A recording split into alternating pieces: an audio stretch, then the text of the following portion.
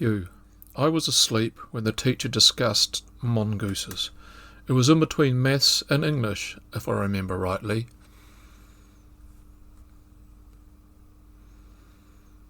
Why would anyone look at importing them into New Zealand? Rabbits were introduced to New Zealand in the 1830s and in 40 short years had reproduced to biblical proportions, which reduced some farms to man-made deserts. Their numbers are best exemplified with this picture. No, that's not sheep in crates being transported to the works. Any decent-sized farm employed rabbiters, but at best they kept the population in check. By the late 19th century, the New Zealand economy was dependent on gold, timber and agriculture. A solution to the rabbit issue needed to be found. Why not seek a solution from Mother Nature, they mused, immune to the tweets or rustlings of native birds scuttling on the ground. To stem the bunny tide by the 1870s, weasels, stoats and ferrets began arriving into New Zealand. The general philosophy of farmers, acclimatisation boards and the government of the day being, unfortunately for the native avian population, this children's rhyme wasn't penned till the 1950s.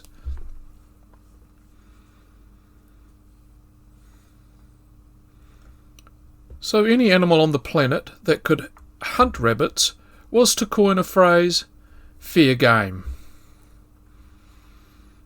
Next up for New Zealand, the mongoose.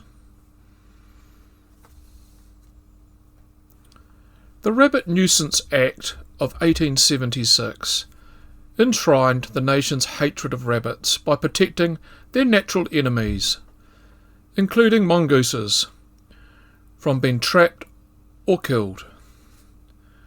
It's hard to believe, I know, that at one point feral cats and weasels were once protected species in New Zealand. Onwards to when mongoose was seen as a possible eradication solution. I have managed to ascertain 5 cases where they were imported and released. The two Bassetton brothers had a farm at Dunrobin, 120 kilometres inland from Invercargill. Christopher Bassetton was an outspoken councillor, and this wasn't the first time the duo had had a crack at importing dubious animals. 19 years earlier, they established Tasmanian bush-tail opossums in New Zealand.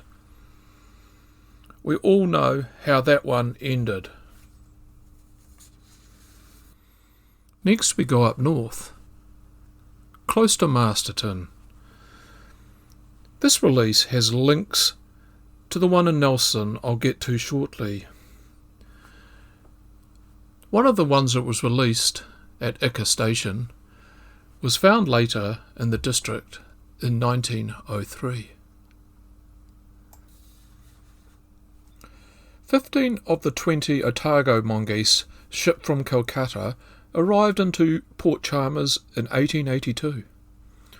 What exactly happened to the shipment I wasn't able to ascertain 100%, but put it this way, they didn't end up in zoos.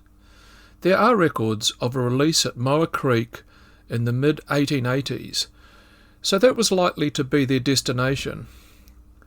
I hope they all packed their cardigans.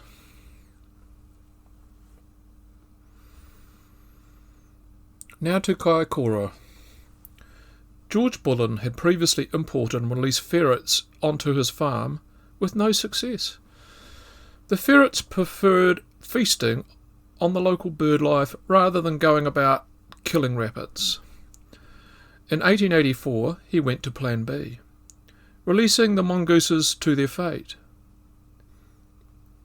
When one was killed by a neighbour, Bullen was not a happy chap.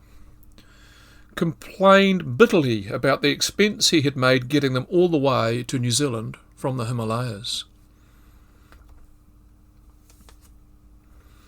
How they came to be found on numerous occasions around Washington Valley, starting in 1886, is open to debate. There are two possible sources.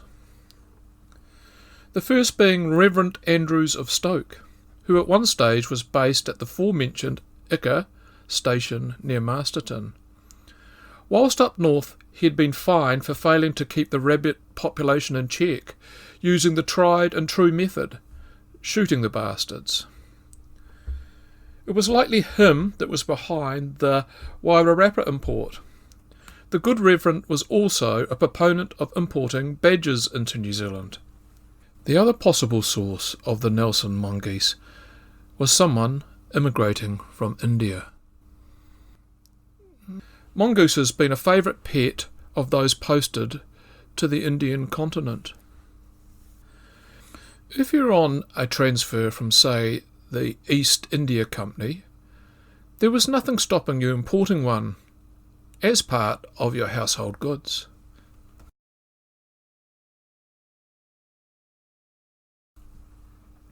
Sightings in the Nelson region, as far afield as the Hope River, continued until the 1920s. If these sightings are true, they had travelled close to 100 kilometres from their presumed original release point.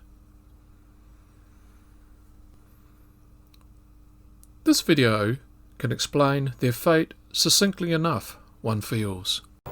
The historic suspension bridge at Ophir has been swallowed by hoarfrost-covered willows in the last few days, appearing like a bridge to nowhere.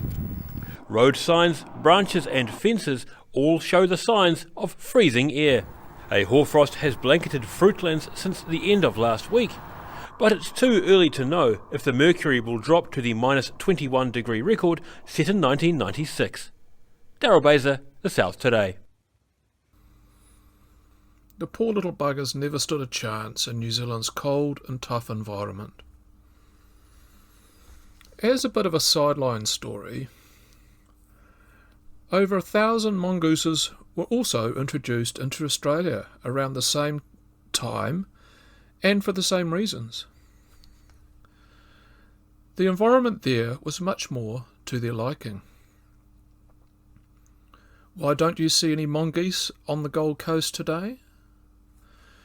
Remember the farmers employing rabbiters on their farms? Those rabbiters saw mongoose as their competitors, putting them all out of a job. So they went about shooting them as well. That was one of the main reasons why there are no mongoose in Australia today. I hope you enjoyed this engrossing piece of New Zealand history. Be a good bugger and subscribe. Oh yeah, be nice to feral cats as well. You don't want to incur a fine, now do you?